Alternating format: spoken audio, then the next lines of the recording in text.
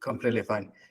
Then we go ahead. I skip the introduction, and you can start, David, because we're gonna edit the video afterwards. All right. So the general title of this event is Political Abuse of Psychiatry.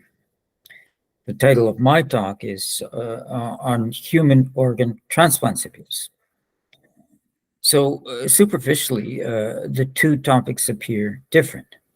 One relates to mental abuse, the other relates to physical abuse. The question I had to address in developing this presentation is what, if any, is the connection between the two topics? That question led me to 8 subordinate questions. 2 questions address the connection between victimization and abuse. Does political abuse of psychiatry lead to organ transplant abuse? Does organ transplant abuse lead to political abuse of psychiatry? 2 other questions address the effect of opposition to either abuse. Does opposition to organ transplant abuse lead to political abuse of psychiatry? Does opposition to a political abuse of psychiatry lead to organ transplant abuse? 2 further questions address the relationship between the professions. To what extent should psychiatrists work to end organ transplant abuse? To what extent should transplant professionals work to end political abuse of psychiatry? And the last 2 questions address the lessons to be learned from combating each abuse. What can those combating organ transplant abuse learn from the effort to combat political abuse of psychiatry? What can those combating political abuse of psychiatry learn from the effort to combat organ transplant abuse? So I'm going to address each of these 8 questions in turn. In addressing these 8 questions, I will use China as a case study, since China presents both organ transplant abuse and political abuse of psychiatry. So the first question was this: does political abuse of psychiatry lead to organ transplant abuse? To answer this question, it requires consideration of the procedures by which organ transplant abuse in China with prisoners of conscience victims occur. I wonder if you'll just excuse me for a second. I'm going to close a window. There's planes flying overhead that cause a noise. Just give me a second.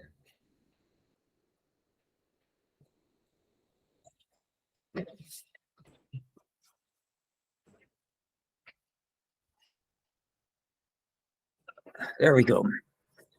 The government of China, through its prison detention centers and hospitals, has engaged in the mass killing of prisoners of conscience for their organs. Primarily practitioners of Falun Gong since the early 2000s, and also in large numbers since 2017, the Uyghurs. Tibetans and House Christians, primarily Eastern Lightning or the Almighty House of God, have been victims in lesser number. For Falun Gong experience is this. Falun Gong is a Chinese equivalent to yoga, a modern blending of traditional Chinese spiritual beliefs and exercises. Begun in 1992 with the teachings of Li Hongzhi. Originally encouraged by the Chinese government as beneficial to health, Falun Gong grew from a standing start in 1992 to an estimated 70 to 100 million practitioners by 1999. 70 million was the government estimate, 100 million was the practitioner estimate. Falun Gong practitioners engaged in exercises publicly in groups. Public exercises were visible everywhere in China. There were 3,000 Falun Gong exercise stations in Beijing alone. The Chinese Communist Party, seeing Falun Gong everywhere and fearing for its own popularity and ideological supremacy, decided to suppress the practice as a party decision without a legislative or regulatory ban. The repression led to a great deal of incomprehension. practitioners could not see the harm to the government or the party in a set of healthful exercises. The repression led to massive demonstrations with banners and posters saying Falun Gong is good, as if the Communist Party had mistakenly been led into thinking that Falun Gong was bad or harmful. Practitioners failed to realize that the very fact that Falun Gong was good, or at least seemed so to the practitioners, was what led to its downfall. The party does not fear losing support to the bad, only the good represents a real challenge to party supremacy. Be that as it may, the party arrested the demonstrators in the millions. They were kept in detention in makeshift detention camps all over China. They were tortured into signing documents renouncing Falun Gong, denouncing their fellow practitioners, and embracing the party. And if they did so, they were released. Hundreds of thousands, high hundreds of thousands, refused to sign these documents, even under torture. So they remained in arbitrary, indefinite detention, engaged in forced labor. The detained practitioners were systematically, periodically blood tested and organ examined. The blood and tissue type information elicited from these tests was circulated to local transplant hospitals and transplant wings of general hospitals. And Falun Gong was everywhere, and so the detentions were everywhere, and these hospitals doing transplants were, of course, everywhere also in China. Chinese hospitals advertised aggressively worldwide for transplant patients, offering organs on demand, booked in advance of even vital organs. Patients could pay the hospitals and doctors a predetermined price, paid typically in cash in red envelopes. When a patient showed up, the hospitals would determine the blood and tissue type of the patient, match the typing with the information supplied from the local detention center or prison, and dispatch a white van to fetch the organ. The detained Falun Gong practitioner with a matching organ would be brought to a holding cell in the place of detention and injected with muscle relaxants and anticoagulants. Once immobilized through injection, the practitioner would then be brought to the white van and the organ on order would be extracted. The practitioner would die through the organ extraction. The body would be cremated at a crematorium at the prisoner detention center grounds. The white van would transport the organ to the hospital for insertion in the patient. Coincident with organ transplant abuse in China with Falun Gong victims has been political abuse of psychiatry, also with Falun Gong victims. Falun Gong practitioners were arbitrarily detained in psychiatric facilities, as well as Communist Party detention facilities and prisons. But the numbers were, of course, a lot smaller. Given the number of Falun Gong who opposed the repression compared to the size of psychiatric facilities, it was possible to detain only a small portion of Falun Gong practitioners in these facilities. The question became why any of them were detained at all. Mental health was not an issue. Detention in psychiatric facilities occurred only for the purpose of repression. How was repression assisted by this particular form of repression of a relatively small number of practitioners? In absolute numbers, the figures might seem large, in the thousands, yet the numbers were tiny compared to the overall detained population, which, as I mentioned, was in the high hundreds of thousands. Well, in the millions, if you count those that were eventually released. The reason for this particular form of detention, psychiatric, appears to be that psychiatric detention advanced the propaganda aim of the Communist Party.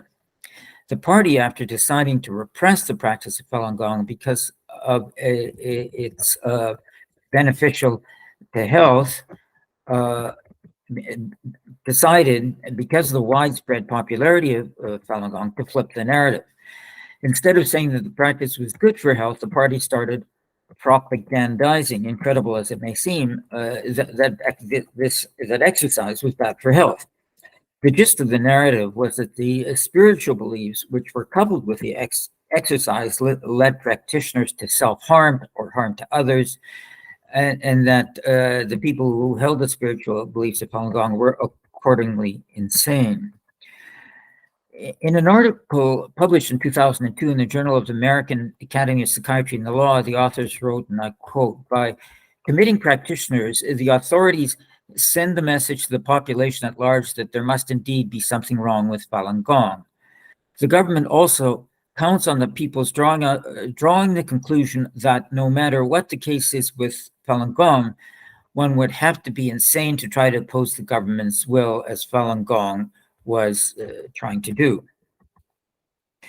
So that's the end of the quote. Once practitioners were detained in mental hospitals because supposedly insane, they would go through the same victimization as those detained in Communist Party detention facilities or state prisons. They would be asked to recount, renounce, and denounce Falun Gong. If they did so, they were released. If they did not, they would be tortured towards the same end.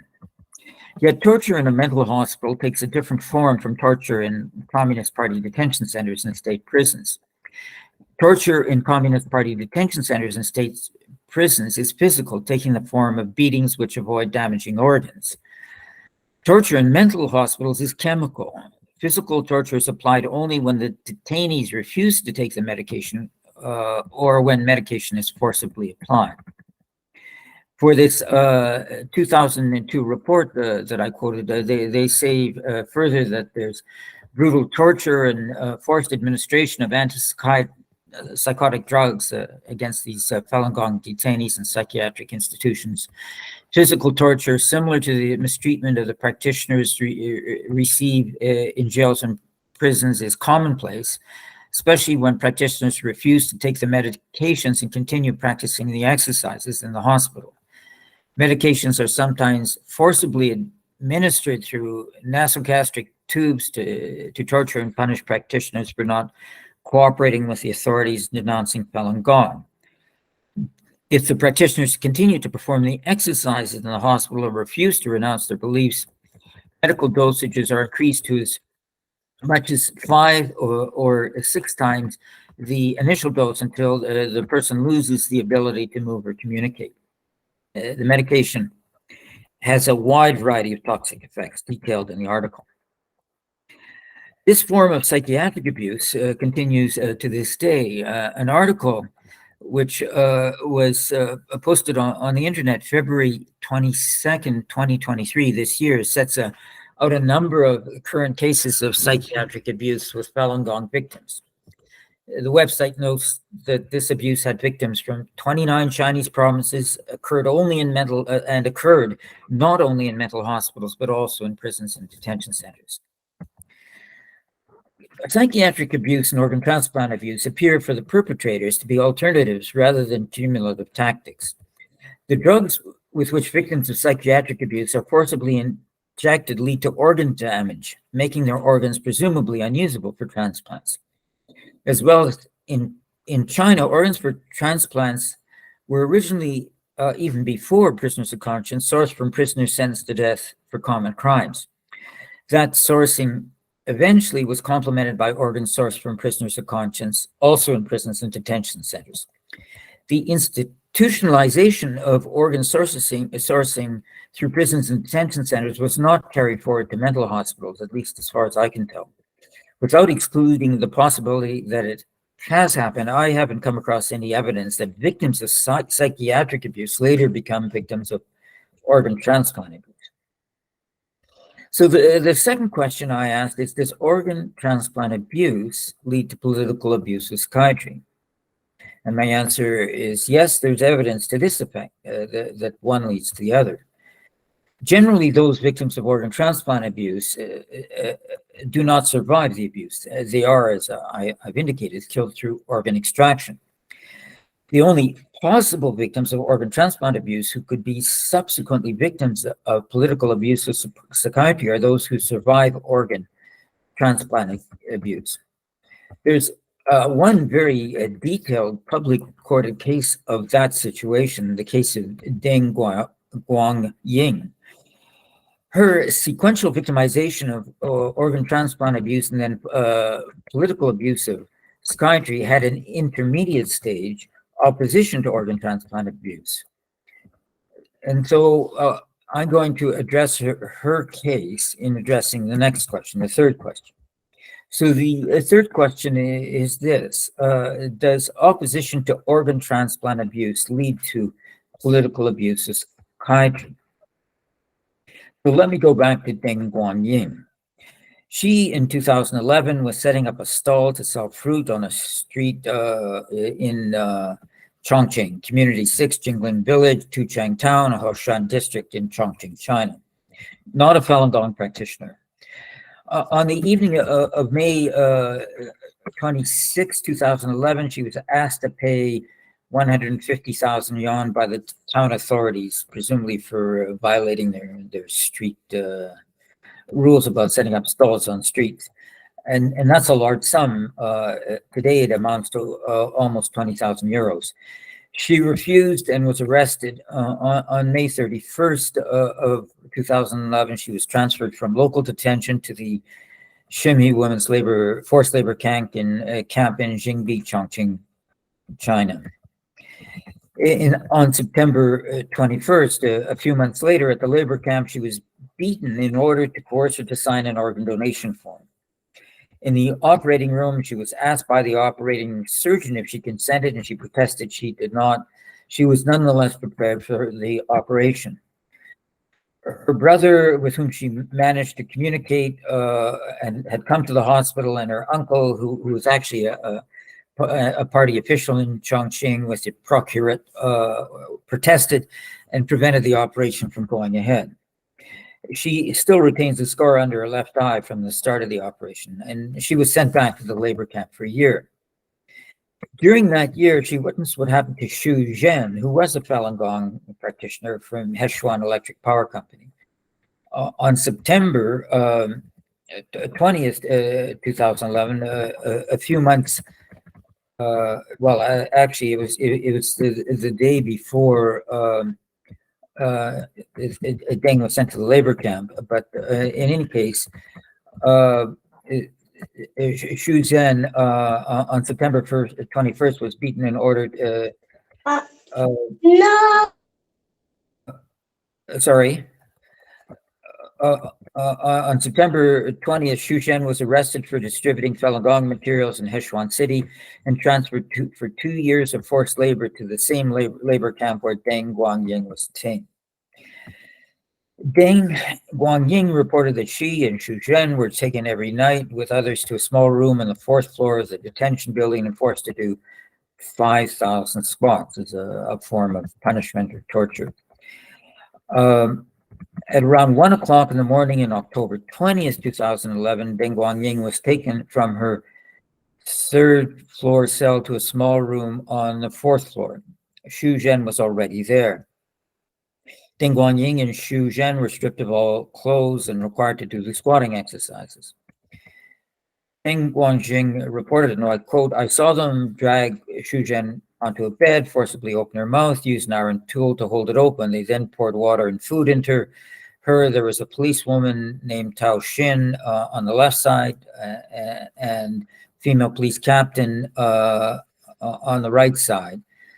And she has the badge numbers of each of these policewomen. The 2 policewomen began drawing blood. They then started to remove the corneas, or it wouldn't have been the policewomen, it would have been surgeons started to remove the corneas. While the corneas were being removed, the police ordered me to return to the prison cell. I put on my clothes, I returned to the 3rd floor, and I heard Xu Zhen screaming incessantly. At 7 in the morning, a particularly loud scream came, and then Xu Zhen shouted loudly, "They dug my eyes out while I was alive." Deng Guangying said that at that time, the cries rang out very loudly. All the 200 to 300 people in the 4th Brigade of the labor camp would have heard it if they had not slept through it. Then the scream suddenly stopped, and Xu Zhen's voice was no longer heard. Many people were awakened that night and could not sleep. By the 2nd day, everybody in the 4th Brigade concluded that Xu Zhen was dead. Everyone was crying, unable to eat, and went on a collective hunger strike. The police double teamed to beat those who refused to eat. Another person in the detention center named who was there at the same time as Deng and Xu Zhen confirmed this story. who said that she was awakened by the screams of Xu Zhen. The police came the next day and prohibited everyone from discussing her fate. After this event, at a labor camp gathering, Deng Guangying asked to see Captain Jian of the camp, which Deng was allowed to do. At the meeting, Deng asked Captain Jian, "How much did you sell Xu Zhen's organ for after cutting them out?" Captain Jian did not answer, but instead in response cried, whimpering. After release from the labor camp in September 2012, Deng petitioned the Chongqing municipal government about the organ transplant abuse she had witnessed and about other cases about which she had collected evidence. On one of these occasions, when she petitioned the local petition office, Zhu Hongliang, the petitions officer, told her that organ harvesting and trafficking was caused, generated, supervised by the Municipal Communist Party Committee and the National People's Congress Standing Committee. The petitions officer refused to do anything contrary to these authorities. Deng Guangying then went to Beijing, to the capital, to petition the national government about organ transplant abuse she had witnessed and about the other causes for which she'd collected evidence. On October 2016, the Zhuxia Fen police station in Fengtai district, Beijing, arrested Deng. She was living at the time in the Fengtai district in Beijing. She was handed over to the Chongqing liaison office in Beijing. The Chongqing liaison office in Beijing deported Deng Guangying back to Chongqing, where she originally lived. In Chongqing, she was detained at the Sanmiao Psychiatric Hospital in Hechuan district. The government of the area repeatedly asked family members to sign an agreement that she was mentally ill, that they consented to her being sent to hospital, but the family refused. The authorities said if they signed the agreement, she would be released, but they didn't believe the authorities, that they believed it would just be an excuse to detain her indefinitely. A sister of Deng managed to visit her at the local psychiatric hospital when she was initially detained. After that, all visits were refused. After the first visit, the hospital told the family members that a visit required a certificate from the local police. The local Tuchang Town Police Station has persistently refused requests for a certificate. She remains detained in this psychiatric hospital 7 years later. So that's a kind of clear connection between organ transplant abuse and opposition to psychiatric abuse. And does the fourth question is, opposition to political abuse of psychiatry lead to organ transplant abuse? Well, generally, there is a link between perceived opposition to the government and organ transplant abuse. Falun Gong is a spiritual belief and not a political doctrine. Nonetheless, Falun Gong were and are victimized systematically, including being killed for their organs because of their large numbers, which made the Communist Party fear for its supremacy, as I've mentioned. Similarly, Uyghurs and other Turkic populations have been victimized in large numbers because the Communist Party fears that the Uyghurs and other Turkic populations have been and would be insufficiently loyal to the party. Now, not every person perceived as insufficiently loyal to the party is going to be killed for their organs, yet the risk is there. Whether that insufficient loyalty manifests itself through opposition to organ transplant abuse or any other means. The fifth question is to what extent should psychiatrists work to end organ transplant abuse? And there has been an agreement between the World Psychiatric Association and the Chinese Society of Psychiatrists, not about organ transplant abuse, but about psychiatric abuse.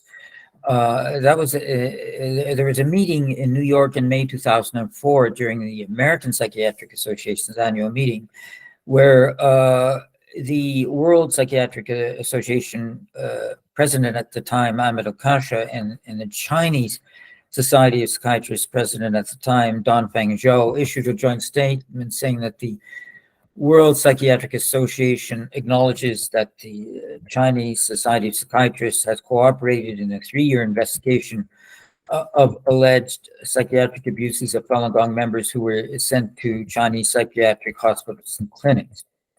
The Chinese Society of Psychiatrists investigation identified instances in which some Chinese psychiatrists failed to distinguish between spiritual cultural beliefs and delusions, as a result of which persons were misdiagnosed and mistreated. The statement attributed these acts to lack of training and professional skills of some psychiatrists rather than to systematic abuse of psychiatry. In addition, the Chinese Society of Psychiatrists agreed to take steps to educate its members about the issues that led to misdiagnosis and mistreatment, and said it welcomed the World Psychiatric's assistance in correcting the situation and improving psychiatric diagnosis and treatment to the People's Republic of China.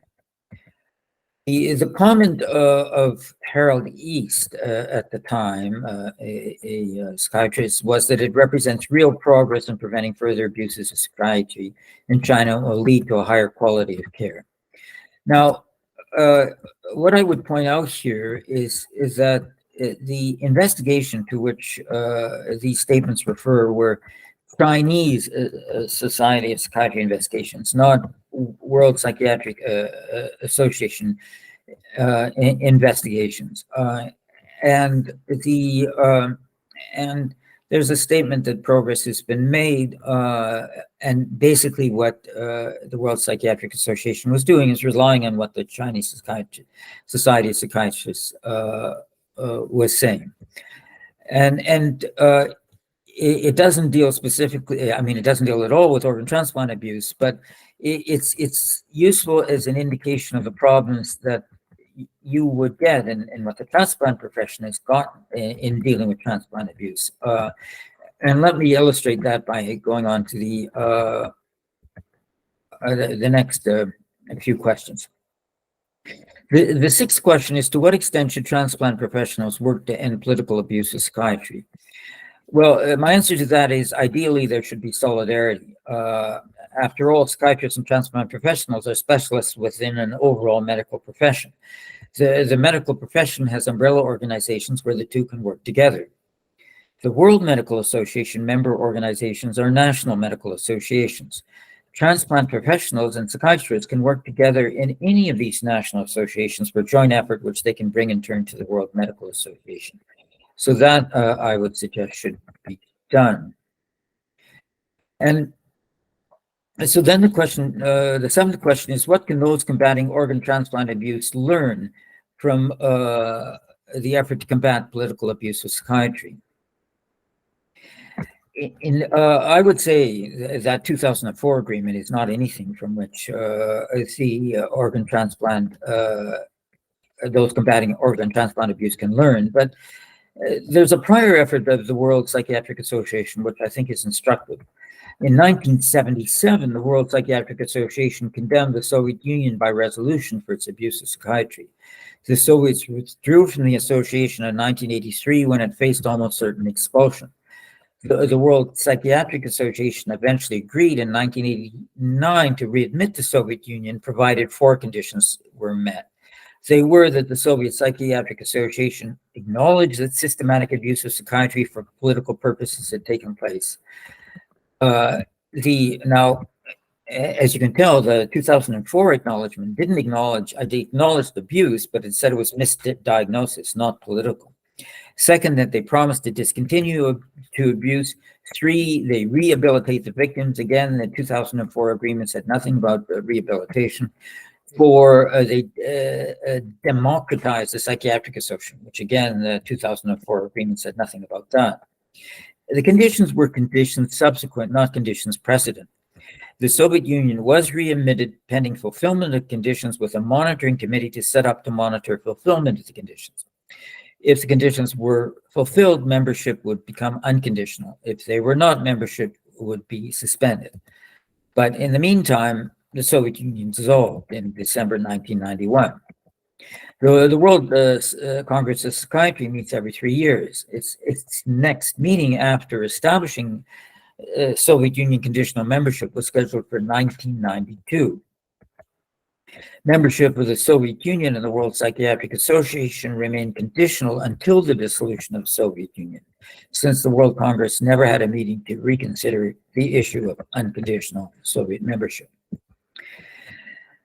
Okay, so what can the last question is what can those combating political abuse of psychiatry learn from the effort to combat organ transplant abuse? Well, I would say there's something good lessons and bad lessons. There have been some notable developments within the transplant profession standing up against transplant abuse in China. The Transplantation Society Ethics Committee policy statement, Chinese Transplantation Program and Mission Statement of November 2006 provided that, and I quote, almost all organs from China are likely to have been obtained from executed prisoners, and that, and I quote, presentation of studies involving patient data or samples from recipients of organs or tissues from executed prisoners should not be accepted. But that was 2006. More recently, the Canadian Society of Nephrology and Organ Trafficking issued a policy statement in September 2021, which provides, and I quote, patients should be educated regarding, this is the Canadian statement, not the international statement. The international statement, the Canadian statement was 2011.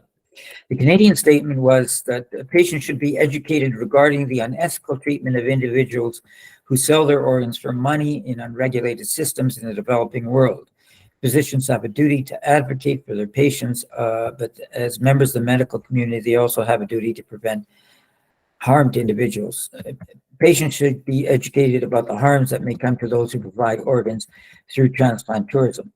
Now, this statement is interesting, but of course, I mean, there's transplant tourism from many countries into China, but there's not, to my knowledge, psychiatric tourism, psychiatric patients from countries into China. So that sort of policy, although it shows the awareness of the profession and the willingness to combat it, it doesn't have an immediate practical effect in terms of counseling patients not to go to China for psychiatric help, because mostly would be the situation would not occur where that would be relevant. More relevant is what the Transplantation Society did in 2014. They, in 2014, refused to allow 35 Chinese participants for ethical reasons to attend the World Transplant Conference in San Francisco in July of that year. For October 2014, there was a transplant conference in Hangzhou, China, with many invited overseas transplant experts who generally, pretty systematically failed to attend. And that had an impact on the profession. There was in April 22, an International Society for Heart and Lung Transplantation statement, which is also useful. They wrote that given the body of evidence that the government of the People's Republic of China stands alone in continuing to systematically support the procurement of organs or tissue from executed prisoners, submissions related to transplantation and involving either organs or tissue from human donors in the People's Republic of China will not be accepted for presentation or publication. But unfortunately, I mean, these are positive examples, but they are the exception rather than the rule. And indeed, the transplantation profession today, for the most part, has developed the way the psychiatric profession did in 2004, not investigating, taking Chinese at their word, saying that there's change when the only change is that they said something that the outsiders wanted to hear. The current position of the Transplantation Society and much of the transplantation profession worldwide is encapsulated in an exchange between the United States House of Representative Chris Smith and former Transplant Society President Francis Delmonico in a June 2016 House subcommittee hearing where I was also witness. And so Representative Smith asked this question: in 2016, how do you independently verify Chinese government claims that there's no transplant abuse when there's been such a backdrop of terrible duplicity, lies, and deception on the part of this government. Trust and verify. How do you do that? So Dr. Delmonico answered, I'm not an apologist. I'm not up here to tell you not to worry. I'm not here to verify. That's not my job. I'm here to say to you that there's a move within the country to change. So the statement of Dr. Delmonico, I'm not here to verify. That's not my job. It's glib. Health professionals cannot be expected to be experts in every field relevant to their profession. Yet, even if that is so, the ignorant should defer to the knowledgeable. The amateurs should defer to the experts. Those who've done the research should defer to those who have not done the research should defer to those who have. Iconoclasm can come from any direction, yet there's always room for disrupting the consensus. Yet that disruption should be familiar with the sources and be able to question them. So the shrug of the shoulders, the pretense that all is well, is not a challenge to research. It is self-delusion, willful blindness. The last of the 10 stages of genocide is denial. The Chinese Communist Party denies the mass killing of innocents through organ extraction, which the evidence establishes. That denial takes the form of personal insults directed against those who've done the research, fabricated statistics which are easily contradicted, or telling foreigners what they want to hear, no matter how divorced from reality those words are. There are all too many health professionals who take the Chinese Communist Party assertions of denial of reality as real. The problem here is not just ignorance, since no one can be expected to know everything, but active endorsement of a cover-up of genocide. To quote Dr. Delmonico again, his statement, I'm here to say to you that there's a move within the country to change, fails to take into account what the change in reality is, an evolving cover-up of organ transplant abuse. And one can say the same of psychiatric abuse. So I have a few recommendations.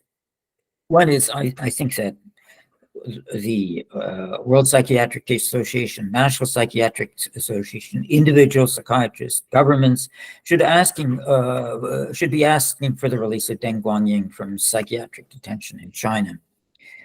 I would also recommend that the World Psychiatric Association abandon the 2004 agreement. It has not been respected, and it was mistaken in the first place. I would recommend that the Psychiatrists Association in any and every country join with their transplant professionals in bringing to the World Medical Association concerns about both psychiatric abuse and transplant abuse in China. I would urge that psychiatric publications have the same sort of policy about publications and meetings and congresses and presentations and conferences that the International Society for Heart and Lung Transplantation has, which anything is emanating from China where the sourcing is not independently clear, that the sourcing comes from evidence that is untainted by abuse, should be denied. And the fifth point I would mention is that within the United Nations system, there's something, the Human Rights Council, there's something called the Universal Periodic Review, where every country comes up for review every few years. China is coming up for review again in 2024 in January, and I would suggest everyone should be asking their governments in their statements at the Universal Periodic Review to raise the issue of psychiatric abuse, political abuse of psychiatry, and organ transplant abuse with prisoners of conscience victims in their statement in the Universal Periodic Review. And I'll stop there. Thank you very much.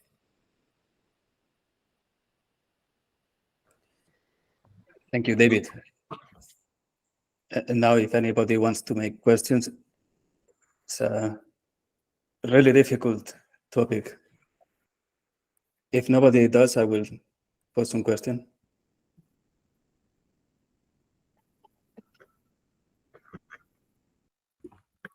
Well, I'd love to ask a question. Thank you for your presentation. It's really painful to listen to many of the events that you do articulate. I'm thinking from the perspective of what I've had to experience as a psychological professional in Venezuela, and detailing some psychiatric abuse there. That one of the challenges that you mentioned is being able to overcome the disbelief that these things have happened. It's not only hard to challenge the professional organizations to look into, but also to challenge kind of the complete disbelief in other areas of the world where it's hard to think that these things are possible. I just wanted to hear your comments on having to deal with something that is found to be so terrible that it's met commonly with disbelief. Well, indeed, that's a common problem, and I would say this is a common problem with all mass atrocities. I mean, this was a problem with the Holocaust.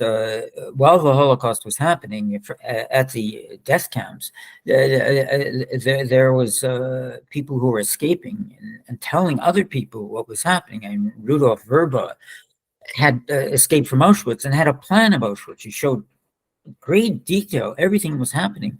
And he'd go and he'd tell people this was happening. Some of them believed him and fled. Some of them didn't believe it, stayed, and then were killed in the Holocaust. And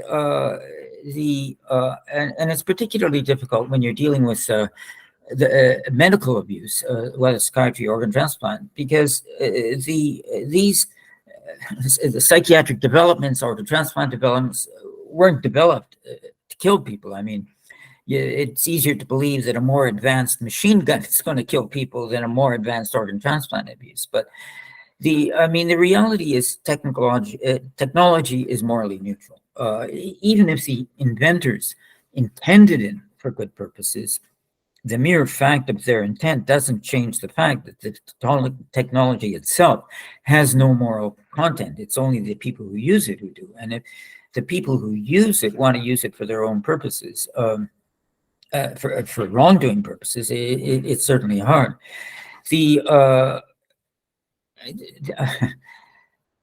I think one has to develop an awareness beyond your own boundaries or beyond your own neighborhood. But also, I would say, you can't wait for somebody to come to you to kill you for your organs, or to throw you in a psychiatric detention center because they think, because of your abuse, that the only way you're going to escape the abuse is to stop it while it happens to somebody else. And indeed, with organ transplant abuse, that's what happened. I mean, originally it was just prisoners sentenced to death, and then it was, after that, in large numbers, just Falun Gong, and much more recently it was Uyghurs. If it had been stopped when it was Falun Gong, the Uyghurs would never have suffered. And the human rights violations spread unless they're stopped. Don't stop. There's a theologian, Roald Neighbor, who said, I didn't protest when they were going after this group because I wasn't one of them, and so on. And then they came to me, and there was nobody left to protest. And I think that's a point that has to be made.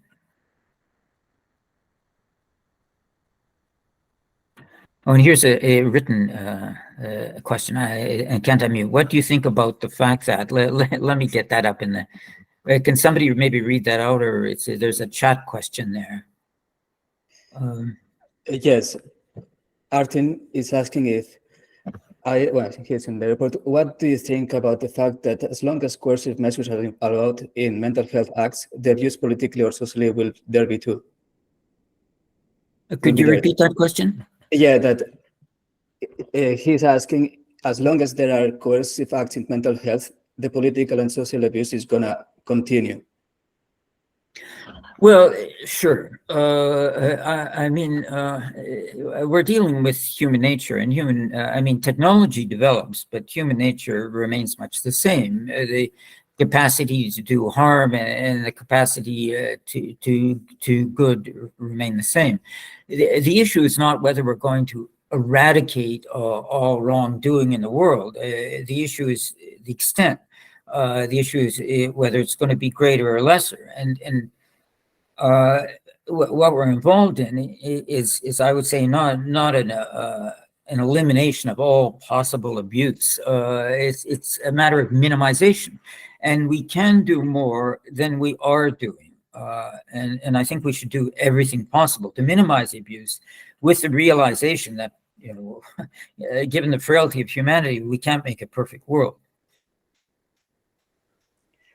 Yeah, this goes hand in hand with the question that I had. It's mental health will support people to talk about the traumas they are living or they have vicariously lived through other people in their network, or if the system of mental health is there to stop them from talking, that's just not allows for this problem to stop. That I guess it's the sense that, and here the question, do we have outside China the networks to support people that comes and could talk about what is going on?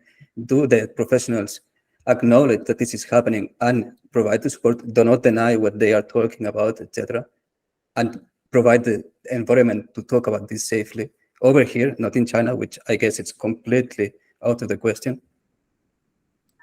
Well, I mean, to a certain extent, that's a professional question within the psychiatric framework, which I'm not really able to answer. But I think there is another aspect of it, which is transnational repression. I mean, one of the problems we face, which many governments face, democratic governments face, is that these repressive governments are not just repressive at home. They make every effort to extend repression abroad, and in a variety of different ways. I mean, sometimes there's extraterritorial assassinations, but even when it's less than that, there's threatening of relatives back home. There's harassment and intimidation through internet and email. I mean, I myself, I've been working on this organ transplant file for since 2006, and I've had meetings canceled, a lot of them at the last minute, usually for some reason that has nothing to do with China, but the meetings that aren't canceled, they tell me that the Chinese government has asked for cancellation, or some Chinese government front association. There's through the internet, I had a death threat, which thankfully didn't materialize. There was a drive-by shooting of a host to one of my events, which they attributed to hosting my event, and some bullet holes in the window. And and there's this constant effort, and I think, well, people should feel free to talk about their experiences once they get out of China or out of these repressive environments. But in order to do that, I mean, we have to go beyond more than providing a welcoming environment for them to do so. We have to actively combat transnational repression, which intimidates them, terrorizes them, and tries to shut them up.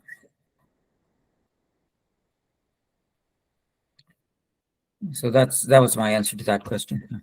Yeah, thank you.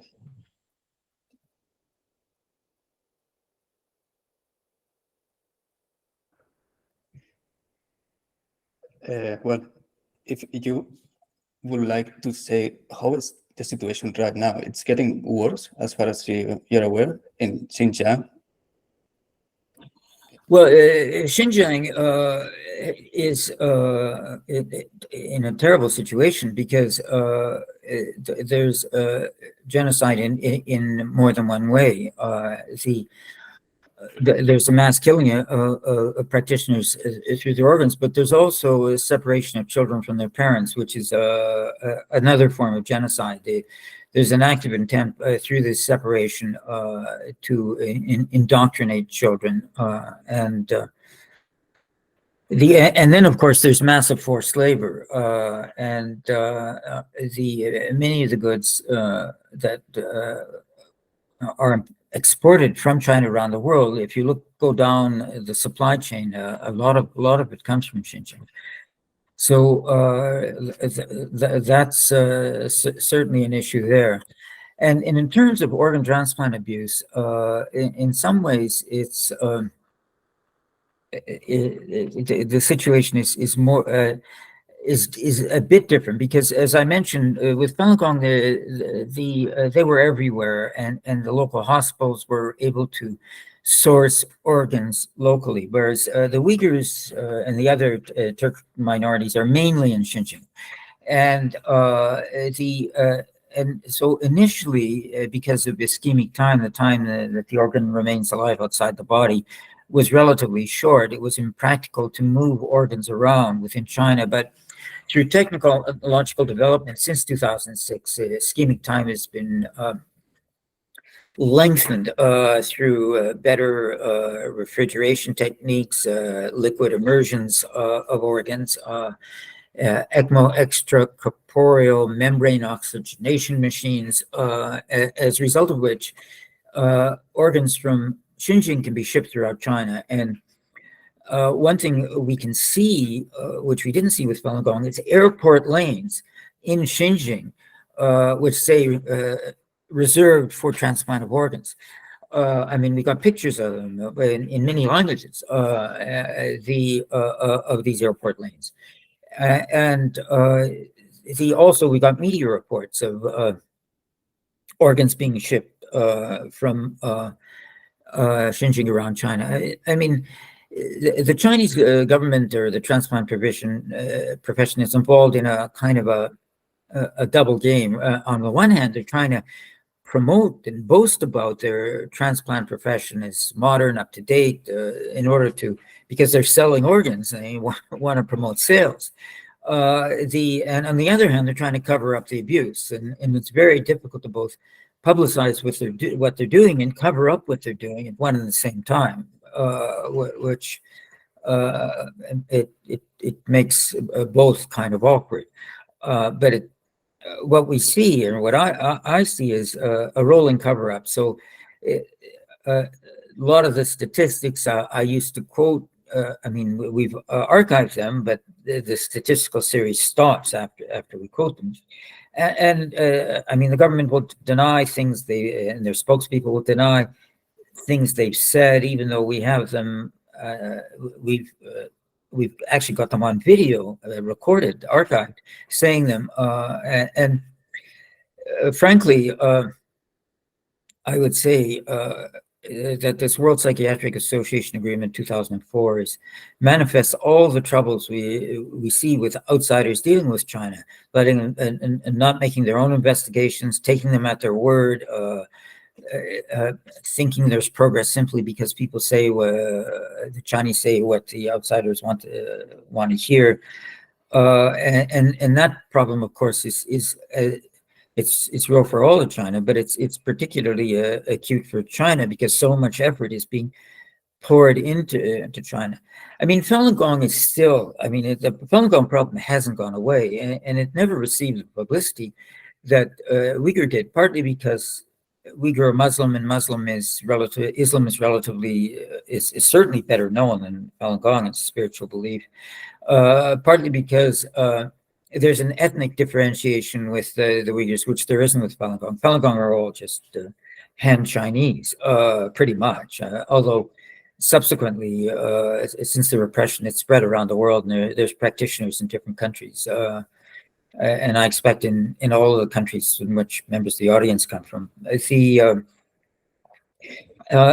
the fact of this geographic location, this ethnic identification, this easily identifiable religious identification, makes the Uyghur repression a lot more visible than some of the other repressions we see in China, including Falun Gong, but they're all equally troublesome.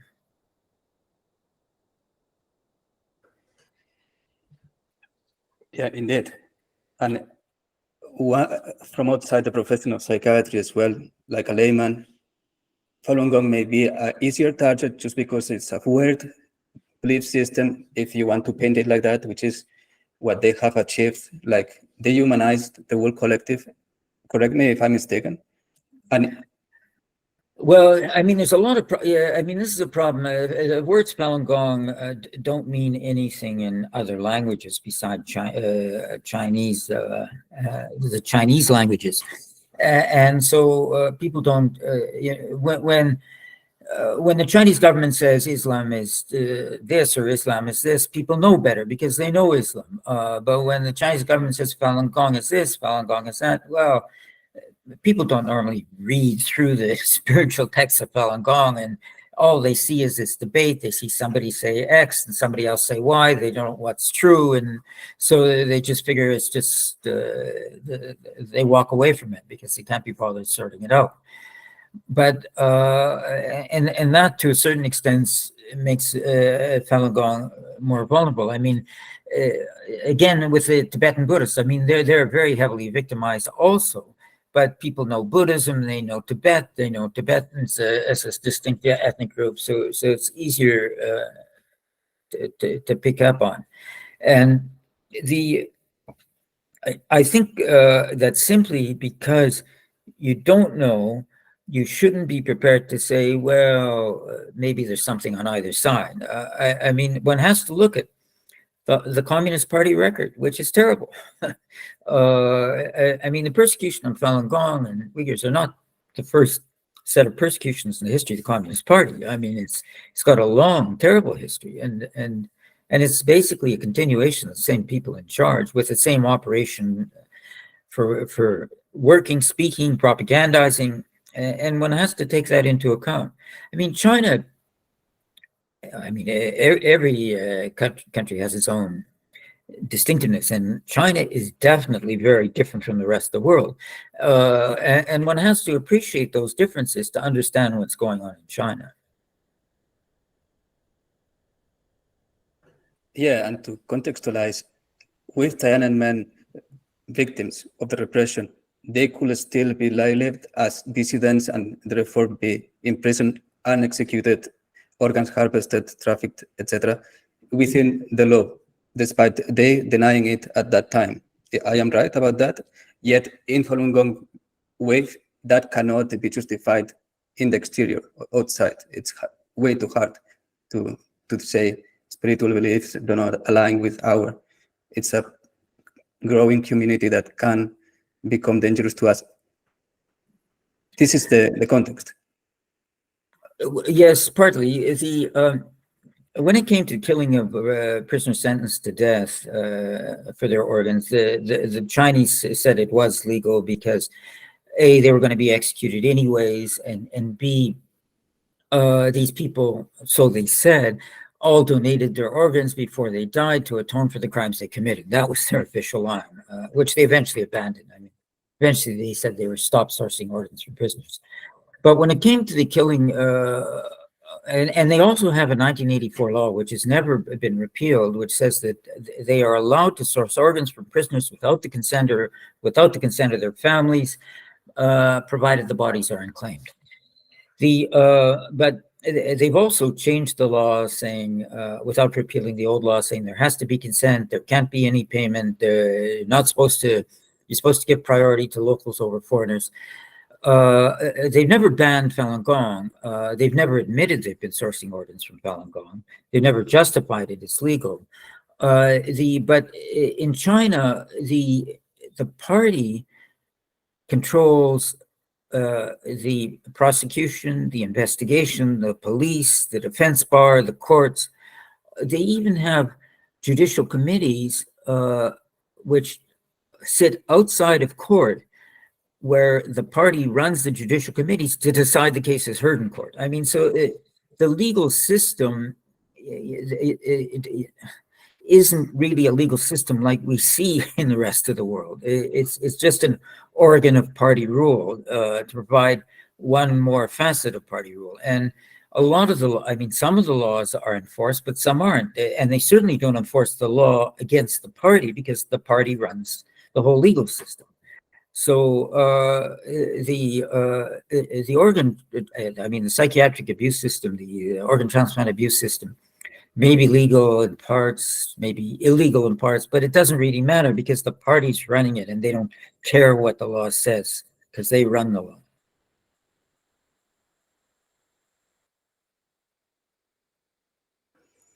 Thank you, David. Really appreciated to have you here. Okay, well, thank you for inviting me. Yeah, thank you. Manuel, I give you the word now. Te paso el relevo.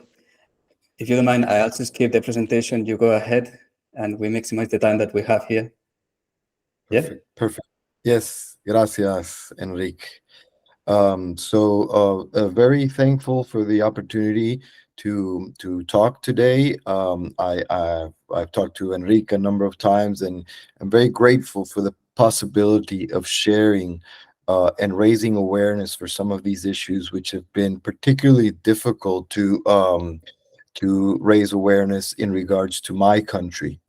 I'm a Venezuelan clinical community psychologist. I am now living in Spain, but continue to do research and to teach at Venezuela online. And for a while, I've been being able to have some inventory and register some of the psychiatric abuse and the use of psychiatry for political repression in Venezuela.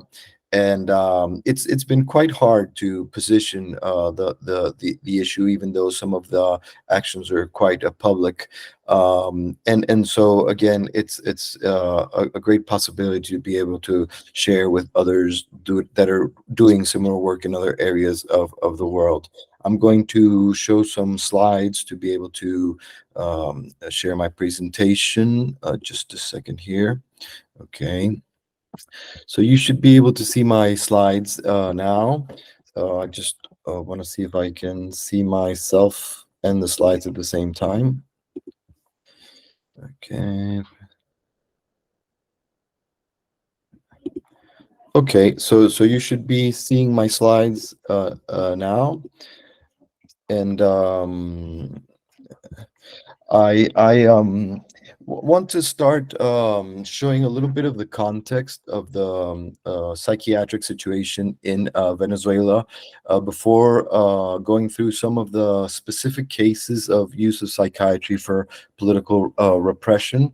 And there was a very particular experience last year as I was teaching to the course in one of the postgraduate courses that seems very, very illustrative, very representative of some of the things that are going on. And that's kind of where the name of the presentation comes from. It's not metaphoric, it's quite literal. I was teaching one of the courses where we discuss some of the psychiatric users movements and some of the story of anti-psychiatric movements and the development of psychiatric models for attention. And as I was going through the Twitter before that class, I came up with a quite astounding tweet that I found where some clinical resident mentioned that as he was doing his clinical practice in a public psychiatric hospital, he came one morning and to find that the whole hospital was filled with pigs in the hospital. And it was just one more of a huge layer of examples of the abandonment, of the level of abandonment of the psychiatric clinics. And he took some pictures and videos and he tweeted them, as I said, with anonymously. So here is, I think you can see my second the second slide. Please let me know if the second slide came up. Here is some of the pictures that the student shared. And as I say, they were quite surprising. So I took them to class next day to kind of to show that this was another example of the level of a deterioration of the system. Okay, perfect, Enrique. To my surprise, at the end of the class, the student asked to talk to me, and I said, of course. And we talked through WhatsApp, and she said that she wanted to talk to me because the person who had done those tweets was at that class that day, and was feeling very scared and wanted to talk to me in private, but didn't know if it was safe to do so. So I was kind of surprised by this whole affair. I haven't been in Venezuela living for 5 years, so the level of fear in him kind of surprised me. But of course, I said yes. And when he talked to me, I was able to understand a bit more. He said that his tweet had become viral inside of the country, and newspaper sources had picked up on the news. And well, one of the pictures there is from one of those portals, and that made an alarm go off in the psychological school in our university. And some university figures had told him that it was not right to have uh, done that tweet, and that he should take it down, because he put the university's practice at that hospital at risk, and it might not be ethical to be doing this. And I was kind of surprised by the whole thing, because not only was it surprising to see the what was going on in the hospital, it was also surprising to see the university's reaction, first of so much fear, and second to be even suggesting to censor his critique, his public critique. But that also led me to understand the level of militarization and authoritative use of the public spaces in general, which I think is very relevant to all of the things I want to share in this talk today. I'll talk also around 30 minutes, and try to have some time to talk with any question and share any questions and comments. So in the context of what's going on in psychiatry in Venezuela, has to do with a collapse of the public health system in general, and specifically in the public psychiatric system, which has very, very gravely deteriorated. The government does not share its data on public health since around 2011. But we can have some sources of how bad the situation has gotten from different sources. The World Health Organization cited the government in 2011, showing the number of service users of the public psychiatric system, and showed how that meant that there was already a 42% reduction of the availability of beds for chronic or acute patients that needed to be hospitalized. And in 2015, a New York Times report found figures to be of 5,558 service users. So if in 2011 there was a 42% reduction, having 37,000 patients, we can see that by 2015 the lack of services provided is astoundingly low. And that is what we confirm through our daily practice. With all the residents and all the doctors that we know in the public health system, we know that there's a gross lack of medicines, many times using medicines that have already passed their date, and general conditions in many cases. And there's not even food in some of these public hospitals. And in one particular surprising account by the students that were doing their practice in one of these hospitals, they even told us that there weren't any chairs. They were doing their theoretical and practical seminars of the university sitting on the floor, which is surprising, because the chairs used to be at the hospital. So it's not they didn't have resources, somebody stole the chairs, and there were any chairs anymore. So we're talking about a huge collapse of what was before a regularly working system, not the best system, but reasonably functioning, to a very, very deteriorated situation. And reflected in different ways in the suffering of the people who are supposed to be receiving help. In a newspaper report that went through one of the public hospitals of chronic patients, I extracted this quote, which I think is very significant, of a patient saying, "I'm not crazy, I'm hungry," and having many reports of patients who were abandoned in these public hospitals, not only feeling hunger, finally having patients die of hunger. And it's pretty incredible to imagine patients dying of hunger while being hospitalized in a public service. So this amount of scarcity led to, in 2019, the unofficial shutdown of services. We know this because the directors of services and the doctors that are friends told us that they received the information, not written but orally, to not receive any more patients and to try to gradually send all the patients that were there back to their homes. And for a couple of years, there was practically no access to public psychiatric services in the country.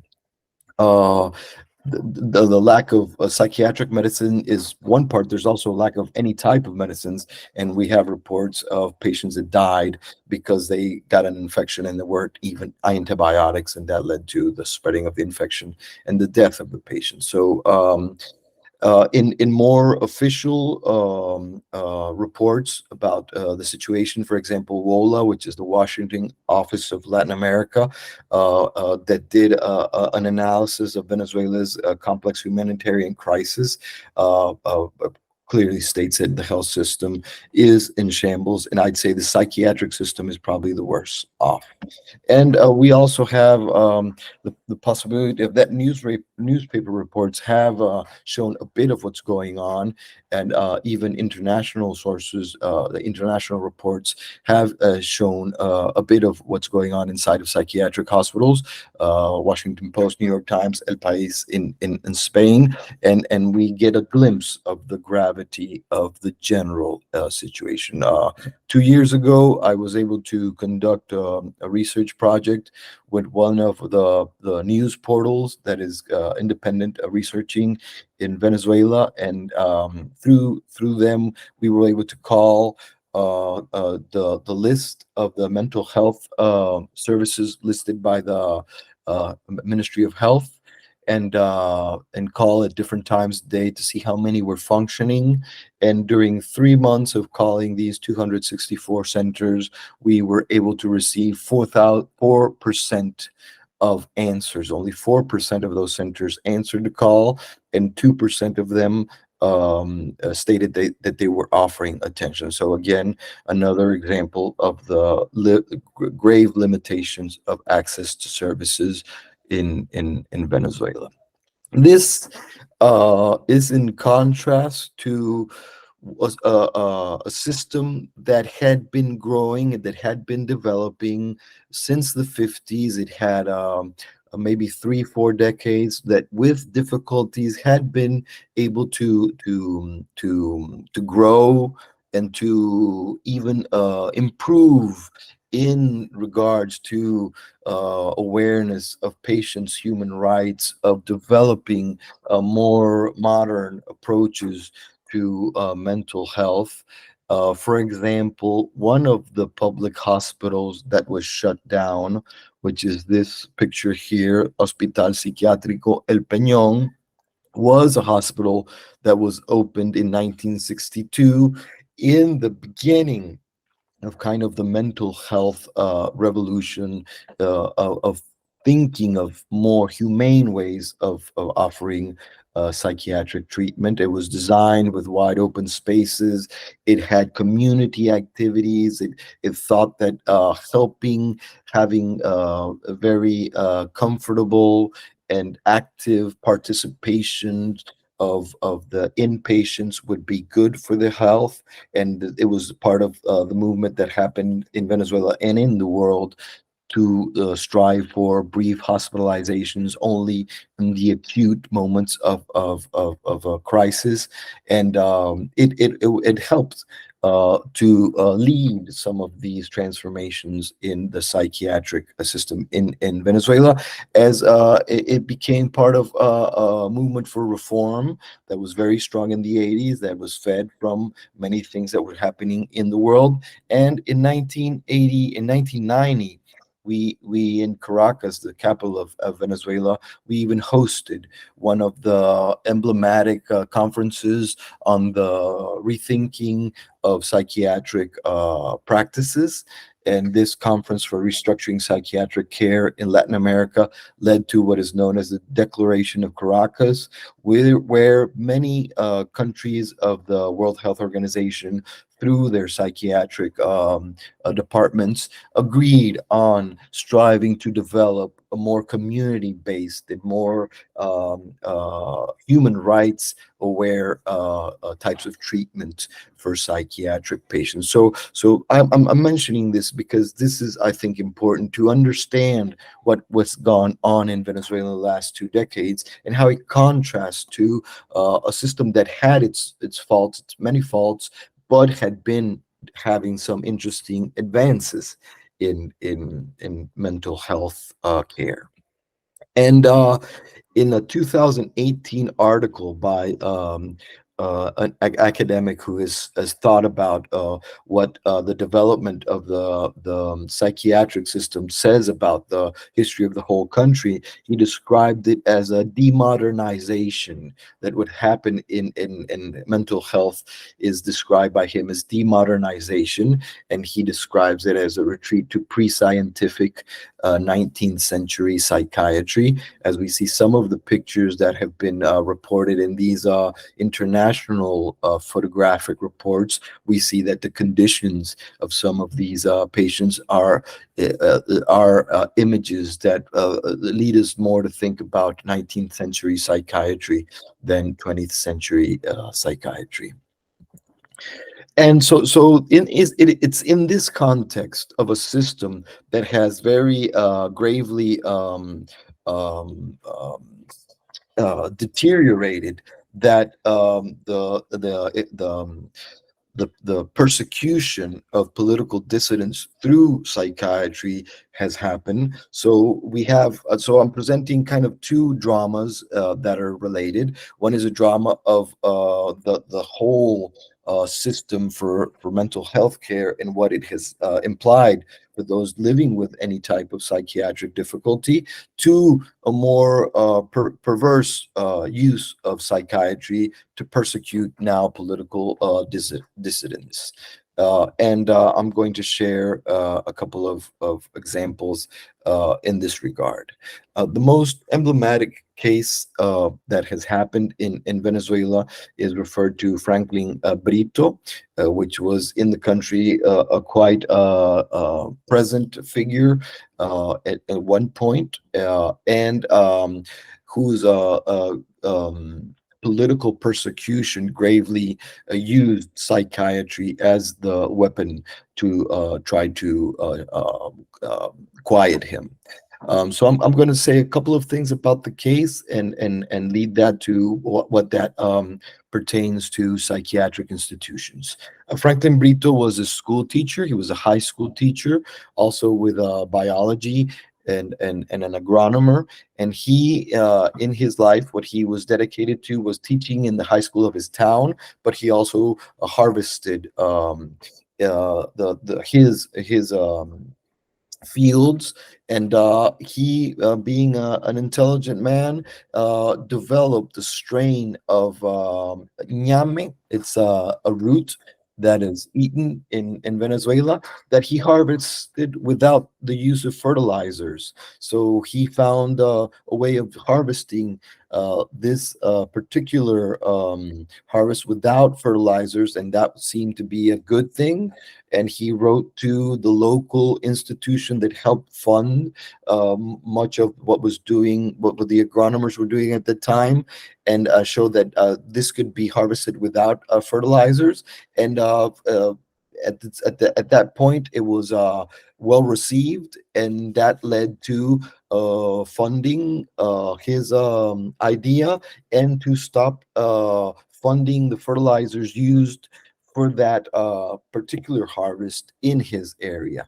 And the dark side of this was that the local mayor was the one who handled the business of the fertilizers. So he started to try to quiet and to silence Franklin Brito. And he did this by two things. Franklin Brito was fired from his post as a high school teacher, and his lands were taken from him, and they were assigned to another local peasant.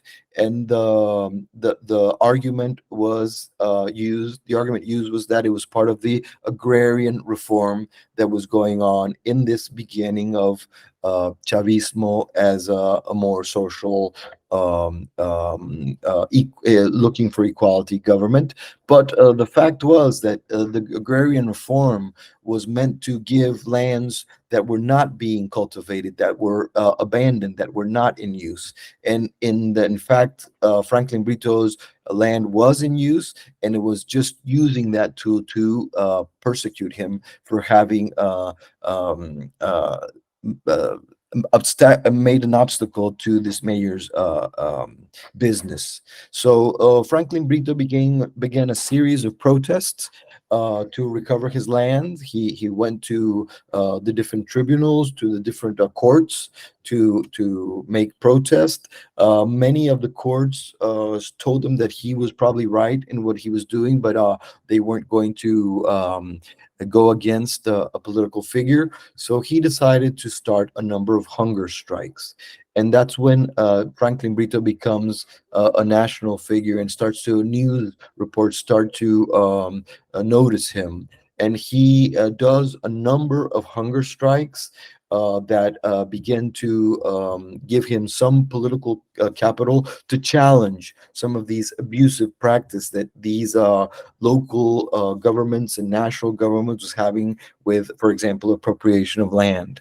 And he starts to be a prominent figure and starts to become uncomfortable for national government that tries to bribe him, that tries to give him money, so he stops his protests. But they never accept officially giving him back his land. They say, we can give it back to you, but we can't sign any papers, we can't officially say we've made mistakes. And Franklin Brito very stubbornly said that he was only going to accept a legal resolution of his case. So that took around 7 years, leading up to the final hunger strike that he began in 2010 in front of the Organization of American States, which is international American governmental organization. And he had a very public hunger strike in front of those offices, and again was gaining a lot of visibility. And at that moment, what the government decided was to arrest him and hospitalize him, alleging that he was a psychiatric patient. So in 2010, at the beginning of 2010, he is taken to the military hospital, and he is given a psychiatric label, and they asked the psychiatry service to evaluate him. The psychiatry service at that public hospital evaluates him, and comes to a conclusion that he does not have any psychiatric symptoms, but the court orders him to be hospitalized anyways. And so he ended up being hospitalized in the ophthalmology service because psychiatry wouldn't take him, but he was still taken in by the hospital. And we began a series of protests to try to make visible the use of psychiatry here to persecute Franklin Brito. And I remember when we talked to the doctors at the hospital, they were very scared.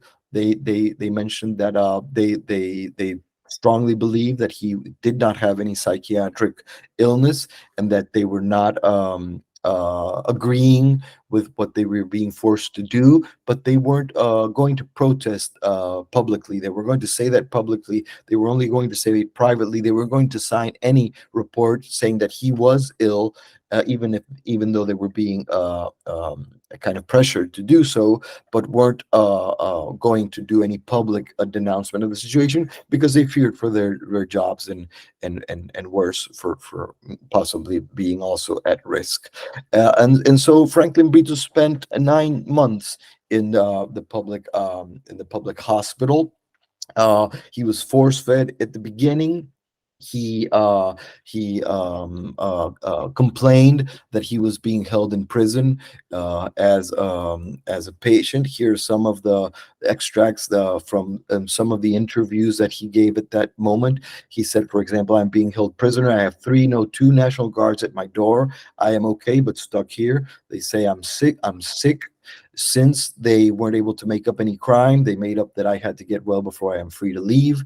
I will take this to the end for my family and my dignity." So, in this terrible situation, they evaluated him 9 times.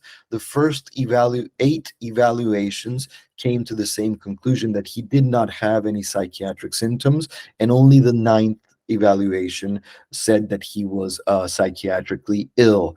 It was done by a hospital director of another outside hospital, of a man who is clearly identified with the government, and is very vocal in his advocacy for the government. And this man was the only one that concluded that Franklin Brito had any psychiatric illness. And that led to the Attorney General and to a national senator saying that Franklin Brito was crazy, and that all that had happened were only the reactions of a madman. And he was very publicly insulted in public declarations by government officials. As Franklin Brito saw that there was no end to this situation, he continued his hunger strike, and finally died after the 9 months in the hospital, which is again appalling, that someone who's supposedly been taken care of because he's taken to a public hospital dies while being in a public hospital. And I think this case is very significant for us, not only because it's a clear use of psychiatry to politically persecute a person, but also the difficulties for the organizations of psychiatrists, psychologists, to publicly denounce and to resist what was going on. There was a lot of efforts to resist, but not publicly. And I think this is very symptomatic of the fear of an authoritarian situation that is going on. It has to do with some of the other things that I'm going to mention. But this is not the only way there's been use of psychiatry to persecute. There's also been the invention of psychiatric labels in Venezuela. So, an ex minister of public health in Venezuela, Eric Rodriguez, he coined a term that he calls psychotic dissociation, and he wrote a manual, a book that he says to describe what he says is this condition that he discovered or invented, as you prefer. And they published this book by the Ministry of Communications. The cartoon at the front of the book is pretty telling of what he believes this psychiatric label to be, as he thinks that it is certain demonic qualities of television and of social media that gets into the heads of specifically the middle class. So he says this is a disorder suffered by the middle class, and it is a disorder of psychological manipulation done by television. This is particularly argument used in before the 2010, where the government still did not have control of most television channels. That is not the case now. So at that moment, the opposition to government was many times explained as a sort of psychotic dissociation created by manipulation. And his book is quite curious to read. It's a very pseudo-scientific jargon where he talks about a mix of things. He is not a psychiatrist and uses loosely many of the labels, but basically he's trying to say this, that opposition to the government is craziness, and we need to deal with people who are going crazy, saying that the revolution is abusive. For example, let me cite one of his paragraphs. He writes, "We try to understand this collective behavior defined as psychotic dissociation because of the presence of some components of this psychopathological trilogy: dissociation, psychosis, and disturbances of behavior. Based on the definition of this collective behavior, we proceeded to observe and analyze what the fundamental trigger that was affecting an important sector of Venezuelans of the middle class. And so this is kind of a pseudoscientific jargon, but it began to circulate and be constantly used as explanations and ways to disregard any arguments of the opposition and any, for example, challenges to human rights abuses that were being used to challenge government. And here's just a few examples as it began to circulate the label in different publications. Particularly worrying is the one on the left-hand side, which is a publication from the Journal of the University of the Andes, where someone very lightly uh, writes a public opinion article and uses the term to explain politically what is going on. But we have constant examples, and I found one even as recent as 2021, where the term was continued to be used. And we've had different versions of this, of the use of psychological terms and psychiatric terms to defend and use this propaganda by the government constantly. Before the international community finally identified Venezuela as a complex humanitarian crisis, many government figures said it was just psychological warfare being held against Venezuela to undermine its marvelous achievements of the revolution. So constantly psychologizing and using psychological terms to explain away criticism. In 2017, an international forum was held in the Ministry of Interior, where they invited what they called experts on psychological warfare. And there was a meeting of experts and of government officials. When that was being promoted, that event, I knew of one of the psychologists who was in that team that was organizing that. And I told him, I am very keen to see the proof that you have, the evidence that you have, that the students that are on the streets protesting, it was a year of huge, massive student protest on the streets. I'm very keen to see what proof you have that these students that are protesting on the streets are manipulated psychologically and are not authentically in opposition to government.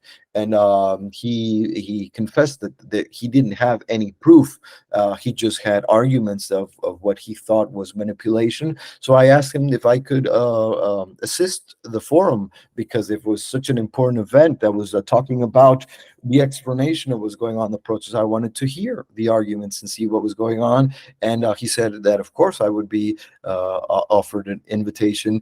But finally, it was a closed event, and no one except those related were allowed to enter. At the end of this event, for example, Nicolas Maduro, the actual president of the present president of Venezuela, suggested that they needed to develop peace laboratories to be able to offer psychiatric treatment, to recuperate, to recover young student protesters who were really just mad and were having psychiatric difficulties, and that's why they needed psychiatric care. So once again, you see in different moments these arguments of psychiatric situations explaining away political dissidence is repeated.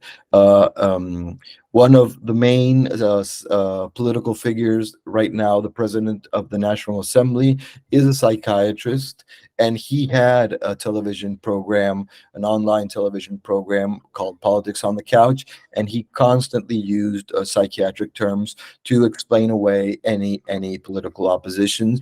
I have this quote, there are many from him. For example, psychosis is the opposition's disturbance, constantly using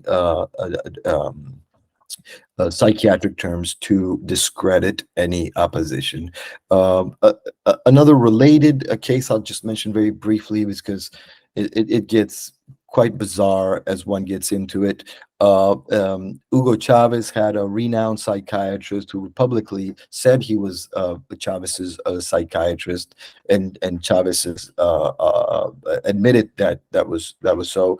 Finally, was found to have murdered a patient, and when they found the body and started to investigate in his consulting room, he was found to have 1,200 pictures of naked women in his consulting room. He was a serial rapist, and he had been able to do this because he was linked to power, and he was quite a public political psychiatric figure who was able to conduct a very perverse a terrible practice during years because of his links to power. So we're talking about here different versions of psychiatry interlinking with the power system. I imagine from the outside it's hard to understand such an intricate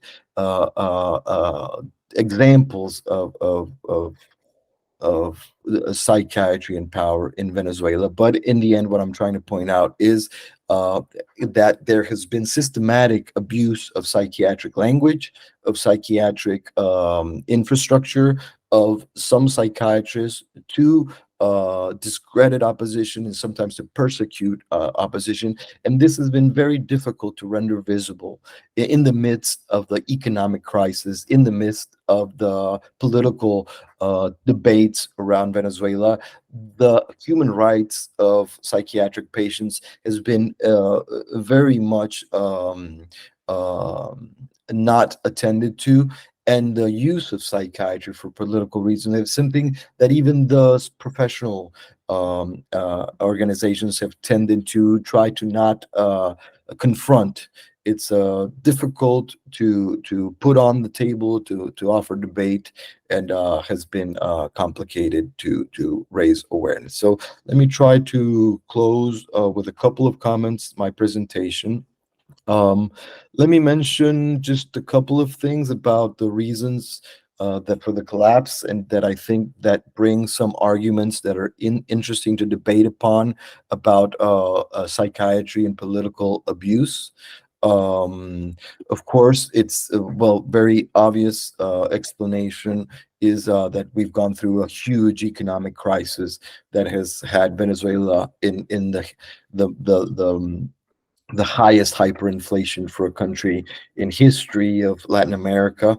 A couple of years back, up to a couple of years back, of a very complex political crisis that's led to a terrible crisis of infrastructure. Well, that's a very general explanation, but more specifically, I want to mention one thing and leave that up to debate if we have a few minutes to talk. I think this relationship of psychiatry and political abuse, and listening to David Matas in the previous presentation, has a lot to do with how care interacts with authoritarianism, and how in an authoritarian context it is quite hard to develop strong caring institutions, and that leads to a work by the anthropologist Paula Vasquez, who talked about in Venezuela, what we have seen is what she calls compassionate militarism. So it was a military program from the start. Hugo Chavez was obviously a military man, and it was supposedly ideologically guided to take care of the most vulnerable. But from the start, it was completely directed by a military standpoint.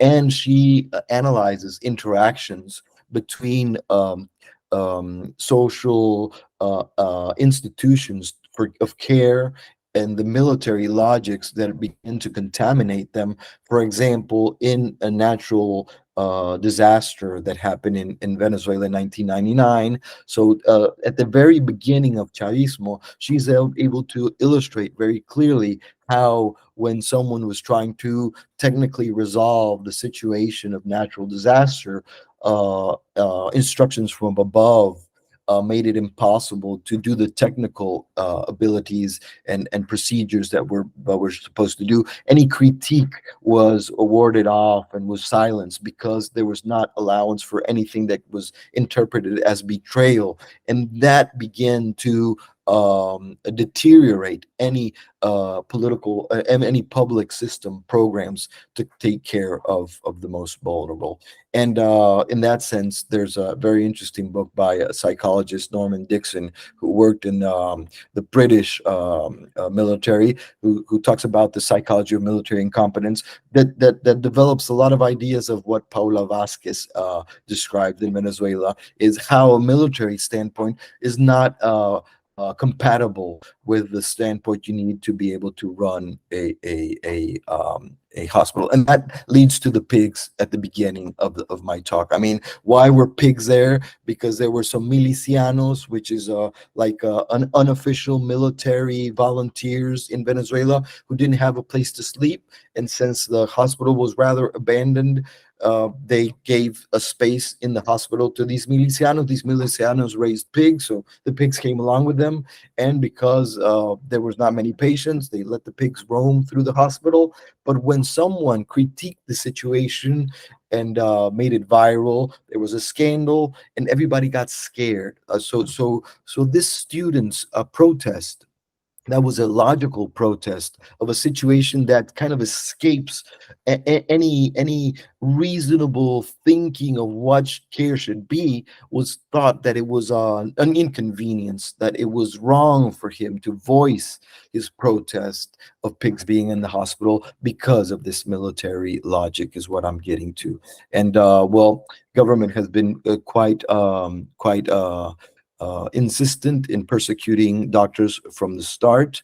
This is from this year, an Amnesty International report that shows how government persecution against health workers has been massive, and we have reports leading back to 2004, almost 20 years back, when the Minister of Health threatened doctors that tried to sign a petition against the president at that time, Hugo Chavez, as that was going to be interpreted as an act of terrorism. So we can see here clearly what Paula Vasquez was saying, this interference of military logic in the organization of care, which completely destroyed the possibility to care for the most vulnerable.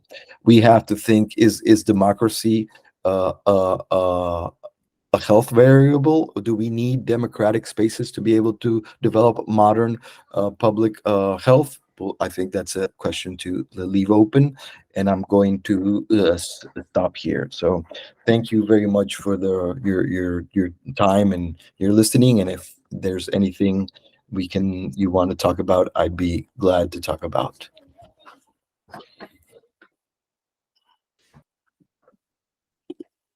Gracias, Manuel. ¿Alguien quiere hacer una pregunta? Any questions? I was thinking what you said at the end through the talk, like psychology requires freedom of speech to be able to operate. Otherwise, it's the build up to the Second World War all over again. In Germany, people could not speak to the therapist because they were required to talk and report back as what he is telling you, etc. There is no option whatsoever to do any kind of talk therapy or anything. So psychology is really at the interface of both worlds, and it's really interesting what you are sharing. Yeah, sure. Yeah, I think it brings up a good question. I mean, we haven't talked so much about that in psychological literature. I mean, how much something like psychotherapy can only be thought of in a moment of history, in a place where freedom of speech is considered an important value. I mean, is it possible to develop psychotherapy where there is no freedom of speech? And the cases that you mentioned, where authoritarian governments have been in place that start to complicate psychotherapy, and there starts to be anxiety around being able to speak whatever comes to mind, because it can be politically persecuted. For example, we have reports of that in Argentina during the military dictatorships, but also in Hungary and in the Eastern European countries during the Soviet bloc. There's interesting reports of that. So yeah. I mean, I do think freedom of speech is a indispensable value if we are going to think of psychological attention through psychotherapy. We have enough expertise of how to revert back from one system that is militaristic and logic, it requires a scapegoat, and anything is justified against that collective or collectives that may just be pointing that there is some mistake, and they have the hierarchical, there is no mistake, we are saying what to do and nobody could say anything else. There is enough literature to help Venezuela go back to a system that can support each other, and please, there is no need to fight against what is really the enemy here. Yeah, sure. Yeah, at the same time, it's in Venezuela, it's been complex because many of the activists and the sources of resistance against human rights abuse are um, are left leaning politics, and I would identify with that progressive thought that leads to trying to attend to inequality and to vulnerability.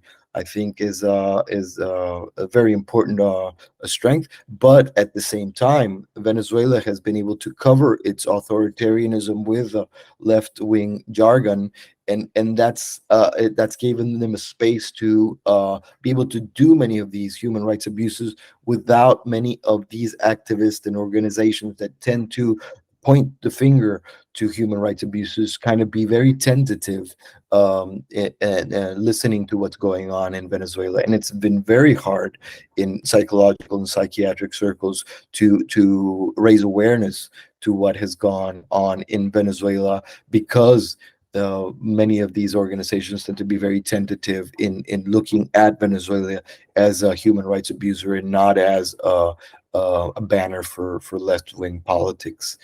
So that's particular in its own sense. And the other thing that comes up while you were mentioning while you were saying what you were saying is that it's really incredible to see it at work in your university. I mean, in a place where I studied and where I know many of the people who have academic histories and who one knows to be linked to progressive thought and to the thought of freedom of speech, and to think that it's very important to have freedom inside of university, start to react because they're scared and start to have reactions to censor a student. That's kind of surprising to see, and one can see how authoritarian logic begins to take up space.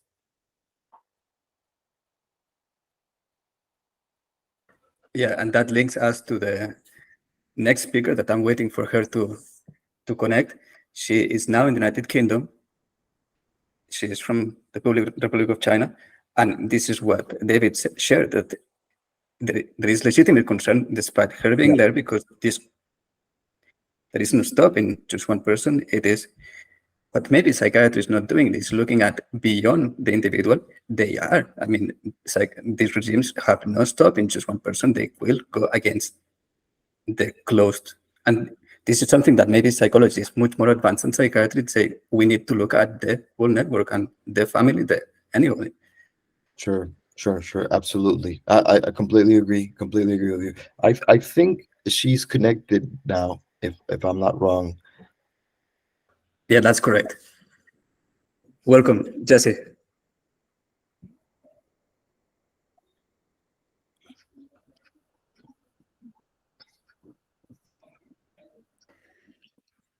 Manuel, do you want to wrap it up, or?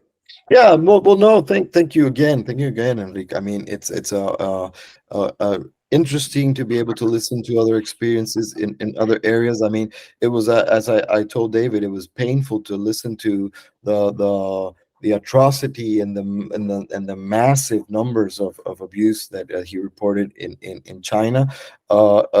China seems perplexing in many ways, and seems to be for us allows us to think of Venezuela from a different viewpoint. It's they have some parallel logics and some very different at the same time context to kind of mirror and think about different ways of very authoritarian abuse. Yeah, so thank you again for inviting me and to be able to listen to all the other speakers. Thank you. Well, I'm going to share one anecdote that I have. And I feel that as researcher, I can at least not be put into question that I am saying what I saw. May she have not been truth, but you will see that an old lady in the street in Barcelona next to the hospital that asked me for money because post-operatory she is left without means to live. That is the psychiatric logic of a diagnosis. It's a beggar, but it's not. It's the psychologically speaking, now you come with a formulation of the case. What she said, it is an old lady that is outside the hospital. Afterwards, she could not. And we need this kind of thing that from health system help prevent the massive downfall to a situation like now in Venezuela. Nobody has to, at least the ones in the hospital, do it. So there is a responsibility. Of course, there is fear to talk, but from health disciplines and anybody else around needs to coordinate and help the support system society to stay afloat. It's really something that we should be aware. She's not a beggar. The situations here are not about the enemy or not. It is we need to find a solution. Yeah, how to attend to the system and not just its consequences. Yeah, absolutely, absolutely, yeah, absolutely.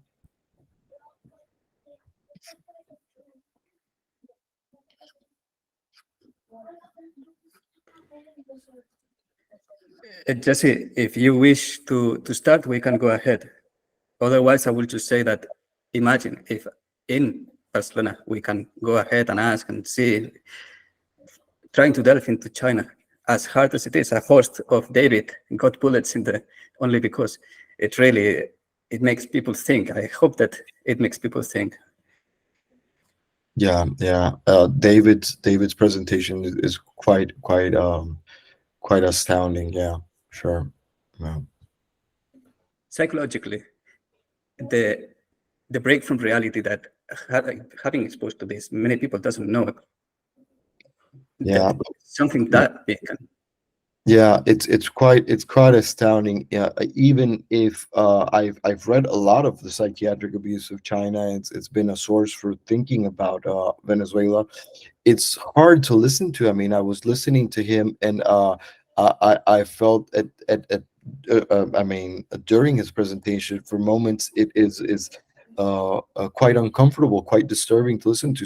So I guess that's part of the challenge of talking about these things. They listening to atrocity is quite hard.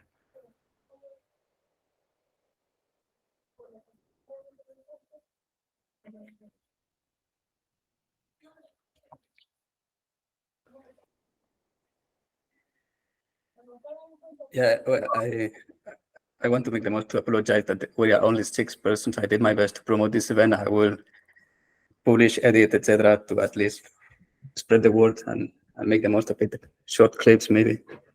Anyhow, I think it's part of the same thing we're talking about. I mean, first, the rights of mental health has been a difficult issue to put on the table. It's been a struggle to humanize and be able to really register awareness for the rights of psychiatric patients. that by itself has been a challenge. And if you add the political use of psychiatry, it becomes a double difficulty. And having to listen to things that we would prefer to think that are impossible, that we would prefer to think that are unimaginable to be happening, is, I think it's quite a challenge. So I appreciate your insistence, and I think we need to insist on showing some of these realities, and to network, and to find strength in the networks of people who are aware of what is going on. So yeah, again, I think it is a useful effort, and it's great that you're recording, and we continue to share these ideas. Yeah, most definitely. Let's take a break, 2 minutes, and then continue with Jesse. Fantastic.